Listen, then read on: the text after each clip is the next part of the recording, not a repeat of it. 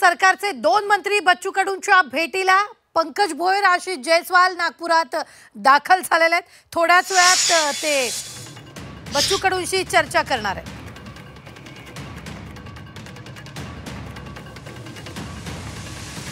तर ही मोठी बातमी आपण आत्ताच्या क्षणाची पाहतोय। आंदोलनस्थळी बच्चू कडूंसोबत ते चर्चा करतील।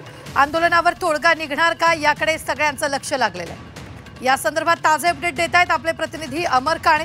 अमर, यावेळी सरकारचे 2 मंत्री कडूंना भेटण्यासाठी पोहोचले। रुबीना, आता जी अपडेट आहे, एक मंत्री पोहोचलेले आहे। आशिष जयस्वाल नागपूर विमानतळावर दाखल झालेले आहे।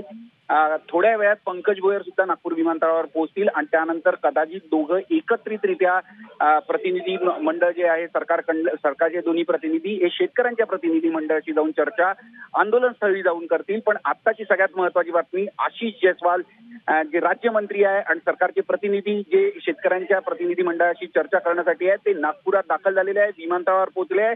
त्यांची फोनद्वारे वरिष्ठ नेत्यांशी चर्चा सुद्धा सुरू आहे। त्यांनी झी24 तासशी सुद्धा आता थोड्या वेळापूर्वी संवाद साधला की आम्ही थोड्याच वेळात इकडनं रवाना होऊ। पण आत्ताची सगळ्यात मोठी बातमी, या आंदोलनात ज्या मागण्या शेतकऱ्यांच्या प्रतिनिधी मंडळाने ठेवल्या, बच्चू कडू यांनी ठेवलेल्या ज्या 22 मागण्या आणि सगळ्यात महत्त्वाची संपूर्ण कर्जमाफी आणि इतर काही गोष्टींची जी मागण्या आहे, 7/12 कोरा ठेवा आणि दिव्यांग असो की मेंढपाळ असो आणि मच्छीमार असो, या सगळ्यांच्या ज्या मागण्या धरून जे एकूण 22 पेक्षा जास्त मागण्या आहेत, त्या मागण्यांना धरून जे चर्चा आता थोड्या वेळात होईल आणि त्यानंतर हे प्रतिनिधी मंडळ राज्य सरकारमधील इतर वरिष्ठ नेत्यांशी चर्चा करून यात संपूर्ण आंदोलनावर तोडगा काढण्याच्या दृष्टीने कोणते पावलं उचलतात याकडे सगळ्यांचं लक्ष आहे। पण आत्ताची सगळ्यात महत्त्वाची माहिती म्हणजे आशिष जयस्वाल हे नागपूर विमानतळावर दाखल झाले आहे।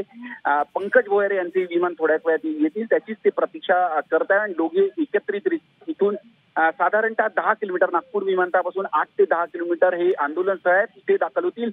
पूर्ण सिक्युरिटी पण इथे पोहोचलेली आहे आणि काय आजच्या या बैठकीत, आजच्या चर्चेत काय नेमका तोडगा निघतो याकडे सगळ्यांचंच लक्ष राहील। तब्बल 24 तास झाले हे सगळे आंदोलक नागपूर जबलपूर मार्गावर ठिय्या मांडून आहे। बच्चू कडू आणि इतर शेतकरी नेते हे सगळेजण आपल्या भूमिकेवर ठाम आहे। सरकारच्या प्रतिनिधींनी इथे येऊन चर्चा करावी अशीच भूमिका त्यांनी सकाळीच बोलून दाखवली होती।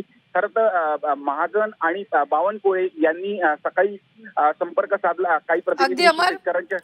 अगदी अमर, धन्यवाद ताजे अपडेट देण्यासाठी।